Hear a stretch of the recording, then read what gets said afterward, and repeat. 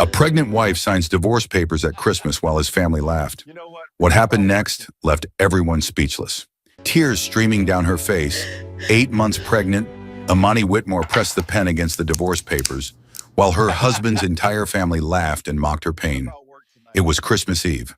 The tree lights blinked behind her like witnesses to her humiliation. She had no idea the man sitting silently beside his cruel family was about to reveal a truth that would shatter every assumption they'd made about him, about her, and about the fortune hidden in plain sight. What happened next will make you rethink everything you believe about family, loyalty, sacrifice, and the quiet power of the underestimated. Before we dive into this story, if you love real-life stories about justice, karma, and unexpected revelations, hit that subscribe button right now. Seriously, do it. You're already here, you're already invested, and I promise you the stories on this channel will keep you hooked every single time. Drop a like on this video and comment below telling me where you're watching from. Are you in Atlanta, Lagos, London, Toronto? I want to know. Now let's get back to Imani's story, because what's about to unfold is absolutely jaw-dropping. The Whitmore estate sat on 3 acres in Buckhead, wrapped in evergreen garlands and thousands of twinkling white lights. Inside the grand colonial mansion, the scent of roasted turkey, honey-glazed ham, and sweet potato pie filled the air. Christmas music played softly from hidden speakers, while relatives gathered in clusters, champagne flutes in hand, voices rising and falling in animated conversation. This was the annual Whitmore Christmas gathering, a tradition spanning 4 decades. Senators, business moguls, judges, and philanthropists mingled beneath crystal chandeliers, their laughter echoing off marble floors and floor-to-ceiling windows that framed the winter landscape beyond. In the corner of the expansive living room, near the towering Douglas fir adorned with gold ornaments and silk ribbons, Imani Whitmore sat on an upholstered bench, one hand resting protectively on her swollen belly. She wore a simple burgundy dress that stretched over her 8-month pregnancy, her natural hair pulled back into a low bun. Her eyes were red-rimmed, her cheeks streaked with dried tears. Across from her, perched on matching leather armchairs, sat the Whitmore matriarch, Claudette Whitmore, and her 3 daughters, Vivienne, Celeste, and Brielle. They watched Imani with expressions that ranged from amusement to outright disdain. "Are you finished crying yet?" Claudette asked, her voice sharp as winter wind. She was a tall woman in her late 60s, impeccably dressed in a cream wool suit, her silver hair styled in perfect waves. Diamond studs glinted at her ears. Imani didn't answer. She kept her gaze on the papers spread across the coffee table before her, the words blurring through her tears. "Petition for dissolution of marriage." "Mother asked you a question," Vivian snapped. The eldest daughter leaned forward, her designer heels clicking against the hardwood. "The least you could do is show some respect." "Respect?" Imani's voice came out broken, barely above a whisper. "You're making me sign divorce papers on Christmas Eve while I'm 8 months pregnant with your brother's child. Where's the respect in that?" Celeste laughed, a cold, brittle sound. "Oh, please, don't act like you're some victim here. You knew exactly what you were doing when you trapped Kingston." "I didn't trap anyone," Imani said, her voice trembling with emotion. "We fell in love. We got married. This baby was planned." "Planned by you," Brielle interjected, examining her manicured nails with feigned boredom. "You saw a wealthy man and latched on like a leech. It's textbook gold digger behavior." Claudette raised a hand, silencing her daughters. She stood, walking slowly toward Imani with the measured steps of someone accustomed to command. When she reached the coffee table, she picked up the divorce papers and held them out. "Sign them," she said flatly. "Kingston has already agreed. He's done with this charade." Imani looked past Claudette to where Kingston Whitmore sat near the fireplace, surrounded by his father, uncles, and cousins. He wore a tailored navy blazer and gray slacks, his posture relaxed, a glass of bourbon in his hand. He was laughing at something his cousin had just said, his head thrown back, completely at ease. Not once had he looked in her direction. "Kingston," Imani called out, her voice cracking. "Please, just talk to me." The laughter around him died. His relatives turned to stare at her, their expressions ranging from pity to contempt. Kingston slowly set down his glass and turned, his handsome face blank, emotionless. What's there to talk about? He asked, his tone casual, as if discussing the weather. My family's right. This was a mistake. We rushed into things. It's better to end it now before it gets messier. Messier? Imani stood, her movements awkward, with the weight of her pregnancy. I'm carrying your baby, Kingston. Our baby. How can you just sit there and act like none of this matters? He shrugged. The baby will be taken care of. My lawyers are handling the financial arrangements. You'll get a settlement. It's generous, actually. More than fair, considering the circumstances. I don't want your money, she said, her voice rising with desperation. I want my husband. I want my family. Vivian let out an exaggerated sigh. God, this is exhausting. Can someone just make her sign already? She will sign, Claudette said calmly, her eyes never leaving Imani's face. Because she understands that she doesn't belong here. She never did. Imani's hands shook. She looked around the room at the faces watching her with cold detachment. Aunts who had smiled at her during brunch months ago now whispered behind raised hands. Cousins who had congratulated her at the wedding now smirked openly. Even the household staff stationed discreetly near doorways averted their eyes, uncomfortable witnesses to her public dismantling. You people are cruel, Imani whispered, fresh tears spilling down her cheeks. All of you. We're realistic, Claudette corrected. You came from nothing, Imani. You grew up in that little apartment in Southwest Atlanta, working retail, no family wealth, no connections, no pedigree. You were pretty, I'll give you that, and Kingston was going through his rebellious phase, thinking he could play savior to some struggling girl.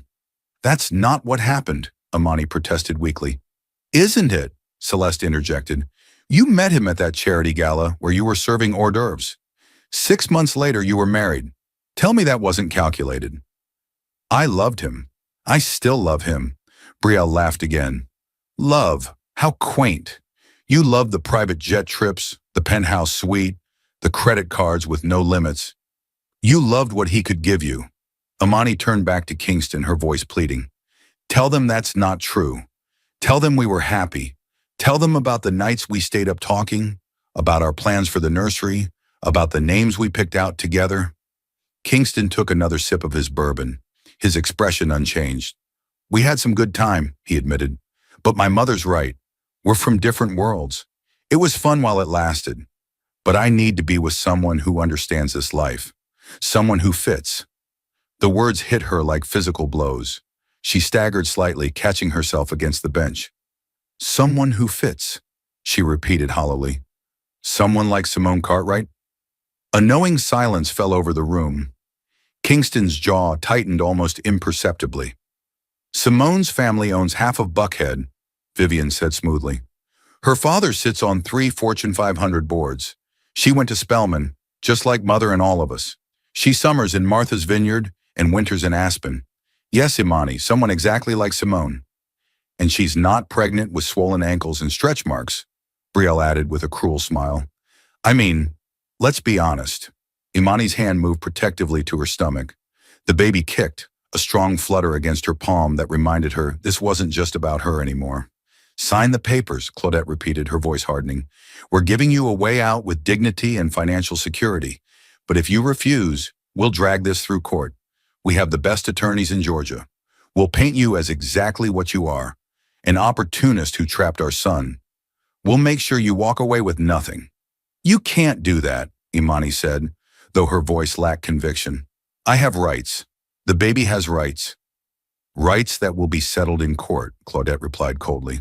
And trust me, darling, we have judges who golf with my husband. We have connections you can't even fathom. You think anyone in this city is going to side with you over the Whitmore? Family. Imani felt the walls closing in. Her breath came in short gasps, panic clawing at her chest. She looked again at Kingston, searching for any flicker of the man who had once held her hand and promised forever. He was checking his phone. I can't believe this is happening, she whispered. Believe it, Celeste said flatly. Now sign. From across the room, Kingston's father, Walter Whitmore, finally spoke. He was a distinguished man in his 70s with silver hair and wire-rimmed glasses. Young lady, he said, his tone almost gentle. You seem like a nice enough girl, but you must understand, families like ours operate differently. Marriage isn't just about feelings. It's about legacy, about maintaining standards. You were a lovely distraction for Kingston, but now it's time for everyone to move forward appropriately. Appropriately, Imani echoed, the word tasting like ash in her mouth. Yes, Walter confirmed.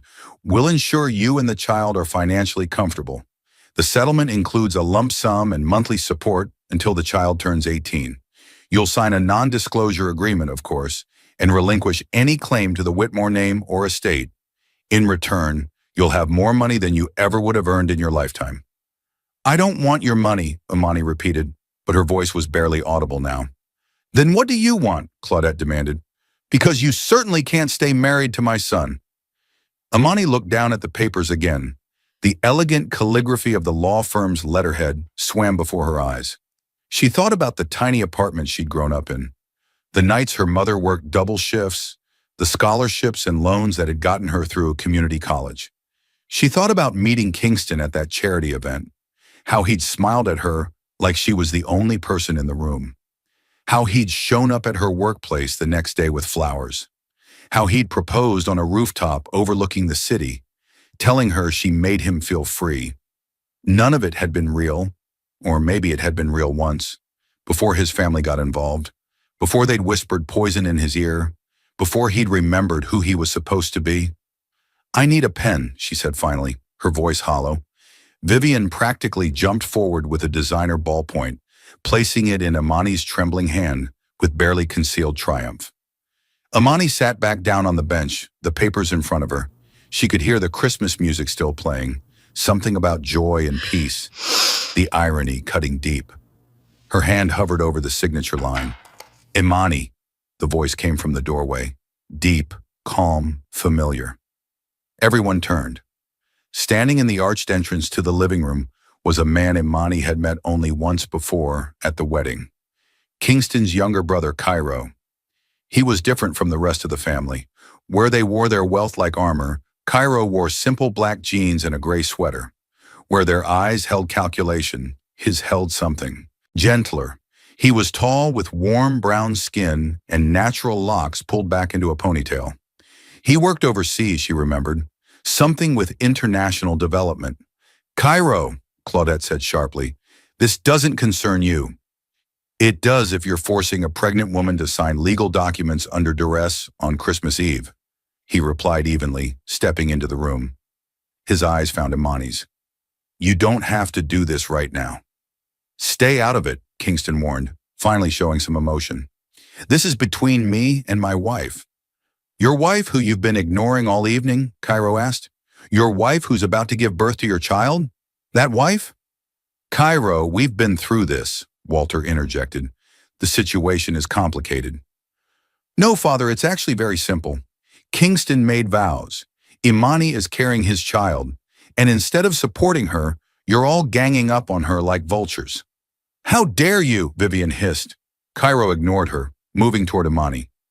When's the last time you ate something? Imani blinked, caught off guard by the question. I don't remember. There's a feast in the dining room, but I'm guessing no one offered you a plate. He extended his hand. Come on, let's get you some food. She's signing the papers, Claudette said coldly. She's 8 months pregnant and crying, Cairo shot back. She needs food and rest, not your intimidation tactics. I said stay out of this, Cairo, Kingston said, standing now, his face flushed with anger or alcohol or both. You've been gone for 3 years, working in Ghana or wherever. You don't know anything about what's been happening here. I know you married someone you claim to love, and now your family is treating her like garbage, Cairo replied. I know that much. The tension in the room crackled like static. Imani watched this stranger, this brother-in-law she barely knew, defend her against his own blood. It made something crack open in her chest, something that felt dangerously close to hope. Thank you, she whispered, but it's okay. They're right. I don't belong here. Cairo crouched down in front of her, his eyes level with hers. Listen to me carefully. You don't have to make any decisions tonight. Not while you're emotional, not while you're being pressured. These papers will still exist tomorrow, next week, next month. But right now you need to take care of yourself and that baby. She needs to sign, Claudette repeated, her voice ice cold. No, Cairo said firmly, standing. She doesn't. And if any of you continue this harassment, I'll make one phone call to have a judge issue an emergency protective order. You wouldn't dare, Vivian breathed. Test me. The room fell silent. Even the Christmas music seemed to fade into nothing. Imani could feel her heart pounding, the baby moving restlessly inside her. Kingston laughed, but it was forced, uncomfortable. This is ridiculous. She was about to sign. Imani, tell him you were about to sign.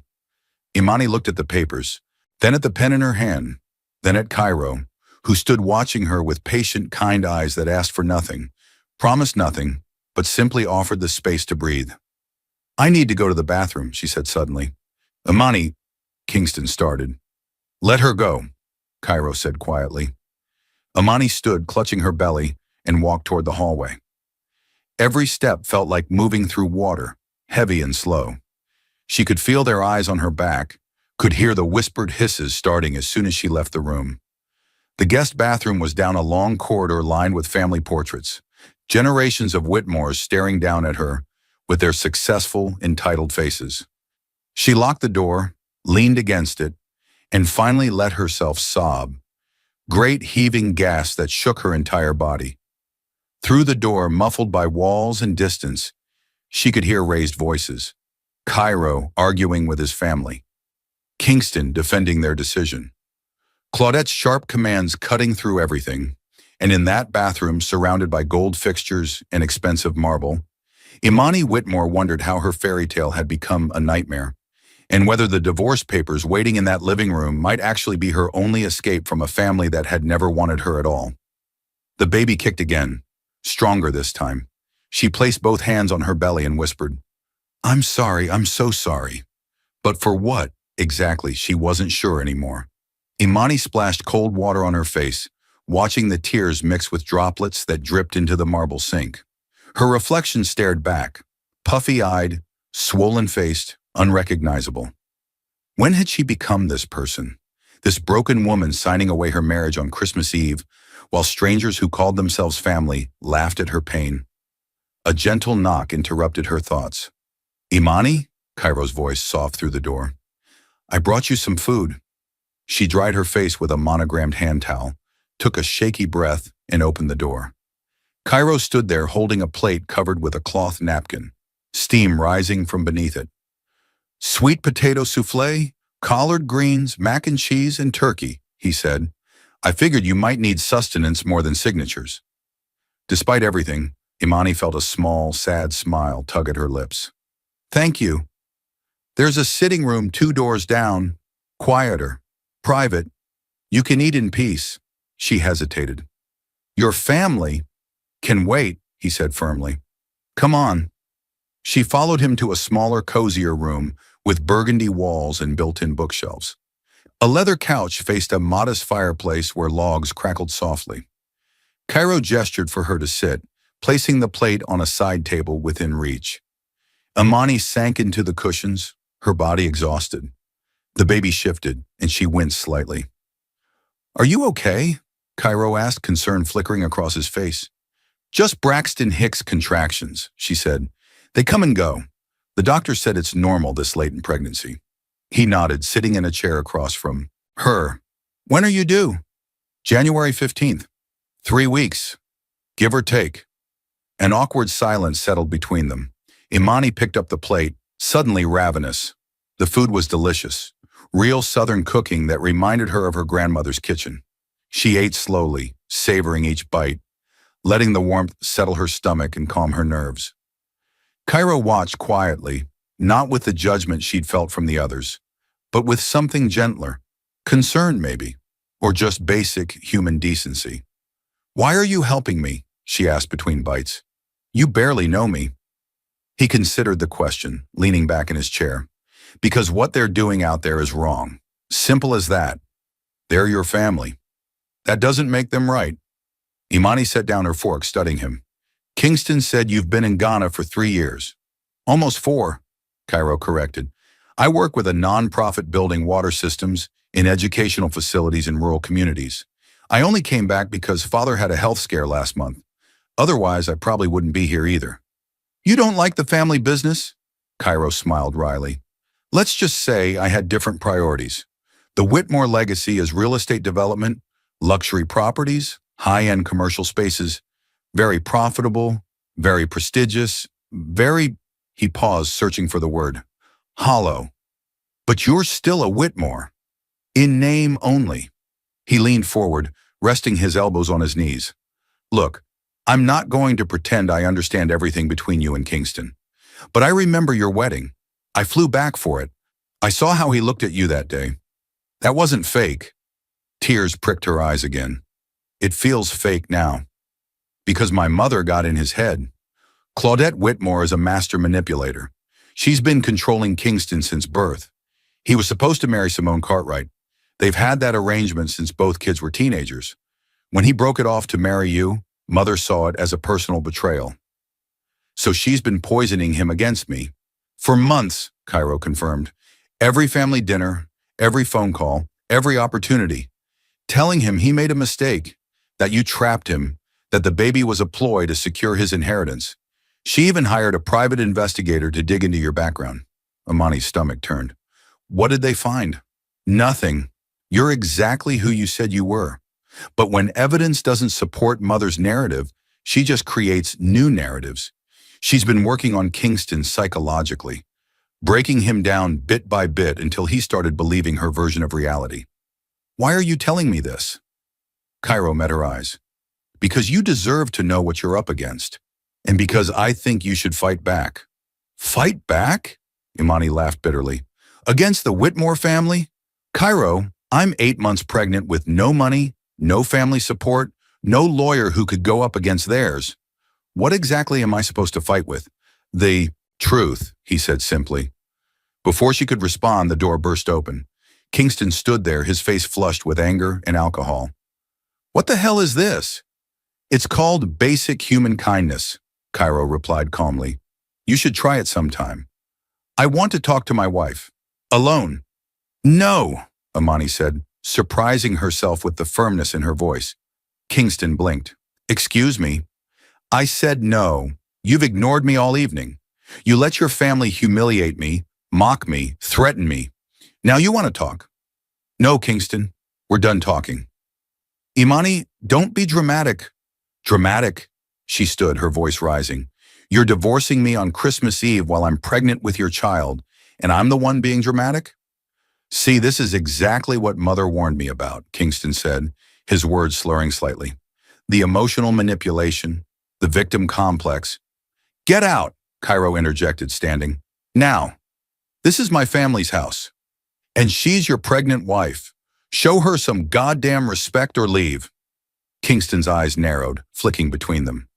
Is something going on here? Is that what this is? You're moving in on my wife? Cairo's jaw tightened. You're drunk, and you're saying things you'll regret. Walk away, Kingston. Don't tell me what to do in my own house. It's not your house. It's Father's house. And if you don't leave this room right now, I'll make sure he knows how you've been treating Imani tonight. Kingston laughed, but there was no humor in it.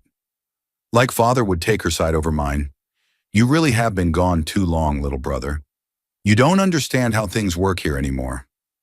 I understand perfectly, Cairo replied coldly. I understand that you're a coward who let Mother turn you into a puppet. I understand that you're throwing away your marriage and your child because you're too weak to stand up to Claudette. And I understand that 10 years from now, when you're miserable in your arranged marriage to Simone Cartwright, you'll realize exactly what you lost tonight. Kingston's face went white. For a moment, Imani thought he might lunge at Cairo. Instead, he turned to her, his expression hardening. Fine, don't sign tonight, but you will sign, Imani, because you know as well as I do that you can't win against us. You're going to walk away with whatever settlement we offer, or you're going to walk away with nothing. Your choice. He left, slamming the door behind him. The silence that followed felt deafening. Imani sank back onto the couch, her hands shaking. I'm sorry, Cairo said quietly. I shouldn't have provoked him. No, Imani shook her head. You were right, about all of it. He is a coward, and I was a fool for not seeing it sooner. She covered her face with her hands, fighting back another wave of tears. Cairo moved to sit beside her, not touching, just present. "What am I going to do?" she whispered. "Even if I don't sign tonight, eventually I'll have to. They have money, lawyers, connections, everything. I have nothing." "That's not entirely true." She looked up at him. "What do you mean?" Cairo hesitated, seeming to weigh his words carefully. "There's something you should know about the Whitmore family structure. Something Kingston probably never told you." "What?" "When our grandfather died, he left the bulk of his estate in a trust, not to father directly, but to all his descendants. It's split evenly among all grandchildren. Kingston has his share, yes, but so do I. And so do Vivian, Celeste, and Brielle. I don't understand what that has to do with me. The trust includes a protection clause. Any grandchild who divorces within the first 5 years of marriage has to forfeit 20% of their share to the spouse, regardless of prenup terms. It was grandfather's way of encouraging stable marriages." Imani's breath caught. "Kingston never mentioned that. Because he probably doesn't remember it. The trust is complex, managed by a third-party law firm. But I read through it last week when I was reviewing father's estate planning documents. That clause is in there, buried in the fine print." "How much are we talking about?" Cairo paused. "Each grandchild's share is currently worth approximately $80 million. 20% would be $16 million. The number hung in the air between them. Impossible. Unfathomable. $16 million, Imani repeated numbly. Plus whatever child support the court mandates, which with the Whitmore assets would be substantial. You're not as powerless as they want you to believe. Why are you telling me this? This hurts your family. Hurts your brother." Cairo's expression softened. "Because it's the right thing to do. Because that baby deserves financial security. And because maybe, just maybe, if Kingston knows he's about to lose that much money, he'll actually stop and think about what he's doing." "He won't," Imani said quietly. "He's made up his mind. Your mother made sure of that. Then at least you'll be protected. You and the baby." Imani pressed her palms against her eyes, trying to process everything. $16 million. It was more money than she could comprehend. Enough to ensure her child would never want for anything. Enough to build a life free from the Whitmore's control. "I need a lawyer," she said. "I know someone, a colleague from law school who specializes in estate law. She's brilliant, ruthless, and she owes me a favor. I can call her tonight." "On Christmas Eve?" Cairo pulled out his phone. "For this, she'll answer." While he stepped into the hallway to make the call, Imani sat alone with her thoughts. The baby kicked again, a firm reminder of why she was fighting. She thought about her mother, who'd raised her alone after Imani's father left, who'd worked 3 jobs to keep them fed and housed, who'd taught her that dignity couldn't be bought or sold. Her mother would tell her to fight. Cairo returned, his expression neutral. "She's coming. She'll be here in an hour. Her name is Rashida Thompson, and she said not to sign anything until she reviews it." "Cairo," Imani started, emotion thick in her throat. "I don't know how to thank you." "You don't have to thank me. Just promise me something." "What?" "Don't let them make you feel small. You're not what they said you are. You're not a gold digger or a manipulator or any of those things. You're a woman who fell in love and got caught in a family that values money over people. That's their failure, not yours." Tears spilled over, but this time they felt different. Less like defeat, more like release. "They're going to be furious," she said, "when they find out I'm not signing their papers, that I'm lawyering up, that I know about the trust clause. They're going to come after me with everything they have." Cairo nodded. "Probably, but you'll be ready, and you won't be alone." "Why are you doing this? Really?" He was quiet for a moment, his gaze distant. "When I was younger, before I left for Ghana, I was engaged. Her name was Aaliyah. She came from a working-class family, first-generation college graduate. Brilliant mind. Mother hated her, spent 2 years destroying our relationship with the same tactics she's using on you. By the time Aaliyah left, she was a shell of herself. I was too young, too cowardly to stand up to my family. I lost her because I didn't fight hard enough. I'm sorry. Don't be. It taught me who I wanted to be, and it taught me that family isn't always the people you're related to. Sometimes it's the people who show up when things get hard." He met her eyes. I'm showing up now because I didn't then. Before Imani could respond, voices erupted from the living room. Loud, angry, unmistakably Claudette's sharp tone, cutting through the Christmas music. What now? Imani whispered. Cairo stood, moving toward the door. Stay here, I'll handle it. But Imani followed him anyway, her heart pounding. They emerged into the hallway just as Claudette, Walter, and all three sisters came storming toward them. What exactly did you tell her? Claudette demanded, her face tight with fury. Kingston says she's refusing to sign, and you're filling her head with nonsense about fighting us in court. I told her the truth, Cairo said calmly. The truth? Vivian scoffed. You told her some fantasy where she walks away with millions. That's not happening. Actually, it is, Rashida Thompson's voice rang out from the foyer. She stood there in a black wool coat, a leather briefcase in hand, her locks styled in an elegant updo. She was a petite woman in her 40s, with sharp eyes and an even sharper presence. Hello, Whitmore family. I'm Ms. Thompson, and I'll be representing Mrs. Imani Whitmore in these divorce proceedings. Claudette's mouth tightened into a thin line. This is our family home. You can't just... I was invited by Cairo Whitmore, a legal resident of this property. So yes, I can. Rashida walked forward, her heels clicking, authoritatively on the marble.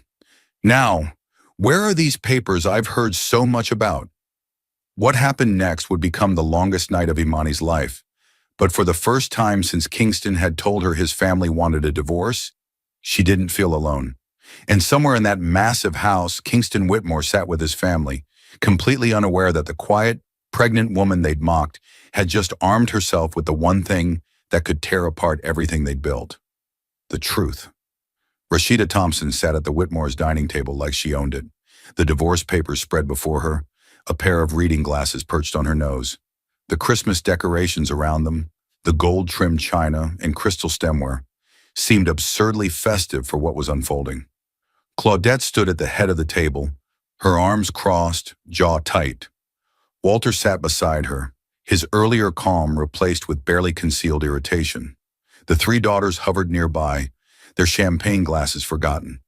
Kingston leaned against the doorframe, his earlier bravado replaced with uncertainty. Cairo and Imani sat together on the opposite side, united in silence. Well, Rashida said finally, removing her glasses and looking up. This is interesting. What's interesting? Claudette snapped. It's a straightforward divorce petition with a generous settlement offer. Generous? Rashida smiled, but there was no warmth in it. Mrs. Whitmore, this settlement is insultingly low given your family's net worth. $250,000 and $5,000 monthly in child support? For a family with assets exceeding $300 million? That's more than fair, Vivian interjected. She was married less than 2 years. Rashida turned her sharp gaze to Vivian. And she's carrying the Whitmore heir. Or does that not factor into your calculations? The child will be provided for, Walter said stiffly. Indeed. Which brings me to something fascinating I discovered while reviewing Georgia trust law during my drive here. Rashida pulled out a tablet, scrolling through documents. The Whitmore Family Trust, established by Marcus Whitmore Sr. in 1987, contains several protection clauses. Would anyone like to remind me what Section 7, subsection C entails? The room went silent. Cairo caught Imani's eye and gave her the smallest nod. Claudette's expression darkened. How do you know about the trust structure? Because unlike your son, who apparently never read the documents he signed, I actually do my homework. Section 7, subsection C clearly states that any beneficiary who divorces within 5 years of marriage forfeits 20% of their share to the spouse, regardless of prenuptial agreements. It supersedes all other arrangements. That clause is outdated, Claudette said quickly. It hasn't been enforced in decades. Actually, it was enforced in 2003 when your nephew divorced his first wife. She received $14 million. The case file is public record. Rashida looked at Kingston. Did you know about this clause when you asked for a divorce? Kingston shifted uncomfortably. No, I didn't. Well, you do now. Based on current valuations, Mrs. Imani Whitmore is entitled to approximately $16 million from your trust share, plus standard child support calculations which, given your income, would be around $25,000 per month. The number landed like a bomb in the center of the room. 16 million? Brielle gasped. That's insane. That's the law, Rashida corrected. Your grandfather's law specifically. Apparently, he valued family stability more than you all do. Claudette's face had gone pale, her composure cracking. We can contest that clause. It's archaic, unfair. It's legally binding, Rashida interrupted. I've already consulted with 3 estate attorneys tonight, including one who helped draft the original trust. The language is airtight. Unless you want to tie this up in court for years, costing millions in legal fees with zero guarantee of success, I suggest we negotiate in good faith. This is blackmail, Vivian hissed. No, this is consequences, Cairo said quietly. You tried to bully Imani into signing away her rights without proper representation. Now she has representation, and you're learning what this divorce will actually cost. Kingston pushed off from the doorframe, his face flushed. Imani, come on. You don't really want to do this. We can work something out, just the 2 of us, without lawyers and threats. Imani looked at him, really looked at him. The man who'd promised her forever. The man who'd laughed while his family humiliated her. The man who'd sat silent while they threatened to take everything. You had your chance to work it out, she said softly. Hours ago, when I was crying and begging you to talk to me, you chose them over me, over our baby. So now we do this the legal way. You're making a mistake, Claudette said, her voice cold as winter. You think you can walk away with our money and live happily ever after? We'll destroy you in the press. We'll make sure everyone knows what you really are. Please do, Rashida said pleasantly, because public sympathy will absolutely side with the pregnant woman who was forced to sign divorce papers on Christmas Eve while her husband's wealthy family mocked her. The media will eat that story alive. Is that really the publicity the Whitmore name needs? Walter cleared his throat, the first wise move anyone had made all evening. Let's all calm down. Clearly emotions are running high. Perhaps we should table this discussion until after the holidays. Let cooler heads prevail. I'm afraid that won't work, Rashida replied, because Mrs. Whitmore is currently living in a hostile environment with a family that's made their contempt for her abundantly clear. My immediate concern is her safety and well-being, especially this close to her due date. Safety? Claudette scoffed. We're not criminals. No, but you're intimidating a pregnant woman, which could be construed as emotional abuse, especially with witnesses present. Rashida glanced at Cairo. I assume you'd be willing to testify about tonight's events if necessary? Absolutely, Cairo said. Claudette turned on her son with fury in her eyes.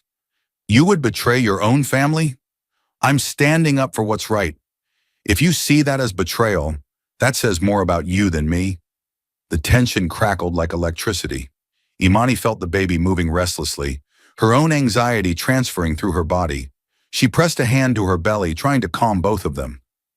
Rashida noticed. Mrs. Whitmore, are you all right? Just tired, Imani admitted. It's been a very long night. Then let's wrap this up. Rashida stood collecting the papers. Here's what's going to happen. I'm taking these documents with me. I'll review them thoroughly with my client and respond with our counteroffer by December 28th. In the meantime, Mr. Kingston Whitmore will vacate the marital residence, or Mrs. Imani Whitmore will move to alternate accommodations with expenses covered by Mr. Whitmore. She will not be subjected to any further contact with this family unless through proper legal channels. The marital residence is in Kingston's name, Walter pointed out. Actually, Cairo interjected, according to the deed I reviewed this afternoon, the penthouse is held in trust as a marital asset. Imani has every right to stay there, and Kingston has every obligation to leave if his presence causes her distress. Kingston's jaw dropped. You went through my property records? I went through family trust documents that I, as a beneficiary, have legal access to. Don't confuse the two. This is unbelievable, Celeste muttered. Cairo, you're actually helping her steal from your own brother. I'm helping ensure a pregnant woman and her child are treated fairly. If you see that as theft, maybe examine your own values. Claudette's hands trembled with barely controlled rage. You're going to regret this, both of you. When this is over, you'll wish you'd taken our generous offer and walked away quietly. Are you threatening my client? Rashida asked, her voice dangerously soft. I'm stating facts. The Whitmore family doesn't lose.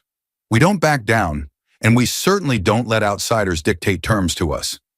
Then I guess we'll see you in court, Rashida replied. She turned to Imani. Let's go. You shouldn't be here anymore tonight. Imani stood slowly, her body exhausted. As she moved toward the door, Kingston stepped forward, blocking her path. Imani, please. Can we just talk? Just 5 minutes, alone? She looked up at him. This man she'd loved. This man who'd broken her. What's left to say, Kingston? You made your choice. You chose your mother's approval over our marriage. You chose their money over our child. You chose everything except me. That's not fair. You don't understand the pressure I've been under. You're right, I don't understand. Because when my mother pressured me not to marry you, said you'd break my heart, I chose you anyway. I chose us. You couldn't do the same. His eyes glistened with what might have been tears or might have been regret. I do love you. I know you don't believe that right now, but I do. Love isn't enough when you're too weak to fight for it, Imani said quietly. Then she stepped around him and walked toward the foyer. Cairo grabbed his own coat. I'm going with her. Cairo, don't you dare, Claudette warned. If you walk out that door with her, you're choosing her over your family.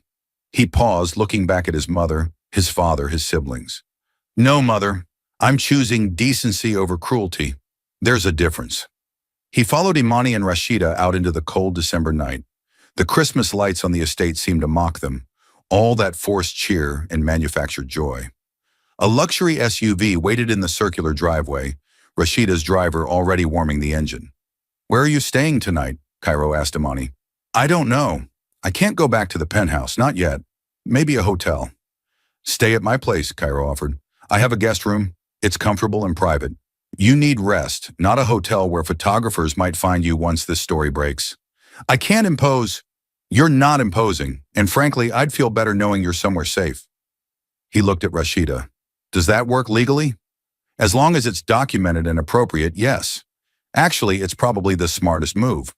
The family can't claim abandonment if you're staying with a relative. Imani felt tears threatening again, but this time from gratitude rather than pain. Thank you, both of you. They drove through Atlanta's quiet streets, the city dressed in holiday lights that blurred through Imani's exhausted eyes. When they reached Cairo's townhouse in Grant Park, it was modest compared to the Whitmore estate, a brick building with a small front garden and warm lights in the windows. Inside it was cozy, filled with artifacts from his time in Ghana, photographs of smiling children and completed water projects, books stacked on every surface. It felt lived in, real, so different from the cold perfection of the Whitmore mansion. Guest rooms upstairs, first door on the left, Cairo said. Fresh towels in the bathroom, and I'll put out some clothes that might fit, sweats and a t-shirt. Thank you, Imani whispered. After Rashida left with promises to call in the morning, Imani climbed the stairs slowly, her body heavy with exhaustion and pregnancy. The guest room was simple but comfortable, with a quilted bedspread and soft lighting. She found the clothes Cairo had mentioned, changed gratefully out of her wine-stained dress, and sank onto the bed. Her phone buzzed. 47 missed calls, 63 text messages, most from Kingston, some from his sisters, a few from numbers she didn't recognize. She turned the phone off completely. For a long moment, she just sat there, processing everything that had happened. This morning, she'd woken up as Kingston's wife, nervous about the Christmas gathering, but hopeful they could reconnect. Now she was sleeping in his brother's guest room, lawyered up and ready for war, her marriage destroyed and her future uncertain. But she was still standing, and her baby was still safe. A soft knock on the door. Imani, I made tea, chamomile. It's good for pregnancy. She opened the door. Cairo stood there with 2 steaming mugs. You didn't have to do that. I know. He handed her a mug. How are you feeling? Honestly, I don't know. Terrified, angry, relieved, all of it at once. That's understandable. He leaned against the doorframe. Listen, I know tonight was brutal, but you did something brave. You stood up for yourself and your child. A lot of people wouldn't have had that strength. I had help, she said, meeting his eyes. If you hadn't stepped in, you would have found another way. I just sped up the timeline. They stood there for a moment, Two people who'd been strangers 24 hours ago, now bound together by the wreckage of a family dinner. Get some rest, Cairo said finally. Tomorrow's going to be complicated. The family will regroup, strategize, probably try to reach out directly. You need to be ready. I will be, I promise. After he left, Imani crawled under the covers, cradling her belly, feeling her baby's gentle movements. She thought about all the Christmas Eves before this one, the happiness she'd imagined for her family, the future she'd planned. It was all gone now, but maybe that wasn't entirely a bad thing. Maybe some foundations needed to crumble before you could build something stronger. Her phone, still turned off on the nightstand, held dozens of messages she hadn't read. She'd deal with them tomorrow. Tonight she just needed to survive, to rest, to gather her strength for the battles ahead. As she drifted towards sleep, she thought about the $16 million, the number that had changed everything. It wasn't about the money, not really. It was about recognition, about being seen as worthy of protection, of value, of consideration. The Whitmores had spent all evening telling her she was nothing. And then their own grandfather's legal documents had proven them wrong. Outside, snow began to fall, rare for Atlanta, coating the city in white. Christmas morning was coming, but it would look nothing like anyone had planned. In the Whitmore estate across town, Claudette sat in her study, already on the phone with lawyers, strategizing how to minimize the damage. Kingston drank alone in his room, staring at his phone, too proud to call, but too uncertain to sleep. The sisters whispered in the hallway about reputation management and media control. And Cairo, in his own bedroom down the hall from Imani, pulled out his laptop and began documenting everything he'd witnessed, every threat, every manipulation, creating a timeline that would protect her if things got ugly. Because they would get ugly. The Whitmores didn't lose gracefully, but for the first time in a very long time, Cairo felt like he was on the right side of something.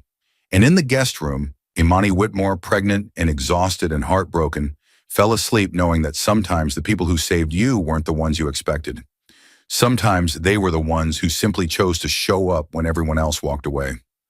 Outside, the snow kept falling, covering everything in white, fresh and clean and new. And somewhere in that snow-quiet night, a baby kicked against her mother's belly, restless and ready, waiting for a world that would be complicated and imperfect, but ultimately, finally, free. Viewers, do you think Imani made the right choice, standing up to the Whitmores? What would you have done in her position? Drop your thoughts in the comments below, and don't forget to share where you're watching from. If you believe in stories about justice, courage, and standing up for yourself, hit that subscribe button and like this video. More powerful stories coming your way soon.